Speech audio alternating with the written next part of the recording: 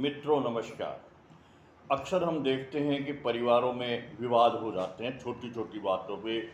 कोई ज़मीन के बंटवारे पे, कोई मकान के बंटवारे पे और या कोई व्यापार के बंटवारे पर। देखो, परिवार जो है आगे से आगे बढ़ते रहने वाली चीज़ है। एक बे बाप के दो बेटे होते हैं, उन बेटों के बेटे होते हैं। तो देखो, पारिवारिक संपत्ति में बंटवारा होना तो एक स्वाभाविक प्रक्रिया है।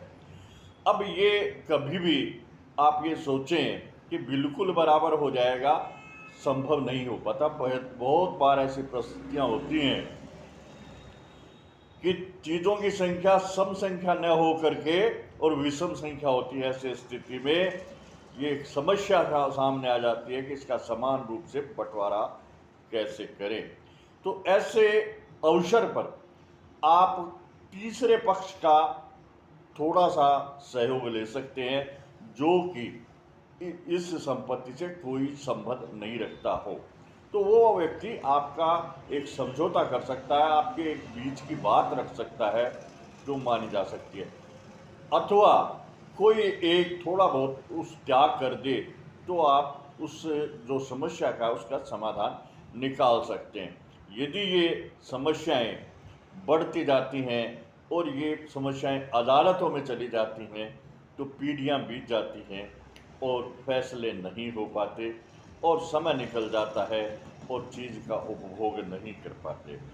इन परिस्थितियों से बचने के लिए ये एक रास्ता है कि आप समझौता करें, समझें और त्याग की भावना रखें। थोड़ा बहुत हक छोड़ने पर यदि बंटवारा सही होता है तो उसे स्वीकार कर लें में। चूंकि यदि अदालती प्रक्रिया में जाओगे तो एक लंबा समय उस प्रक्रिया में लग जाएगा, आपका समय खराब होगा, आपका पैसा खर्च होगा और ज़रूरी नहीं कि वो जो फैसला हो वो आपको मान्य ही हो। तो इससे आपको बड़ी तकलीफ होगी। सबसे पहला जो स्टेज है वो परिवार में वह मिल बैठ करके और समझौता करने का है, मिल बैठ के फैसला करने का है।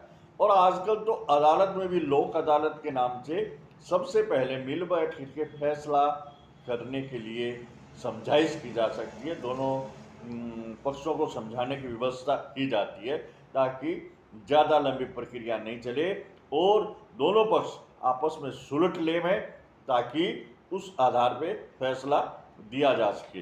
तो ये बात है कि यदि हम मिल बैठ करके आपस में सोच समझ करके किसी चीज़ पे फैसला कर लेते हैं, किसी समस्या का समाधान कर लेते हैं और अदालती प्रक्रिया से बच जाते हैं तो हमारा समय और धन दोनों की बचत होती है। और बिना मतलब हम किसी ज़िद पे अड़ जाएं, किसी शान शौकत की बात पे अड़ जाएं या कोई ऐसा अहम पाल लें और नीचा झुकने की सौगंध खा लें तो समस्याएं आगे से आगे पीढ़ी दर पीढ़ी बढ़ती चली जाती हैं। तो मेरा कहना का मतलब ये है कि हमेशा एक विनम्र तरीके से और एक त्याग की भावना रखते हुए और एक सर्व कल्याण की भावना रखते हुए और सबका अच्छा सोचते हुए और इस प्रकार का निर्णय लेने में, इस प्रकार का फैसला लेने में जिसमें हिताय हो। तो आज के वीडियो में बस इतना ही। फिर मिलेंगे कभी अन्य वीडियो में। तब तक के लिए नमस्कार।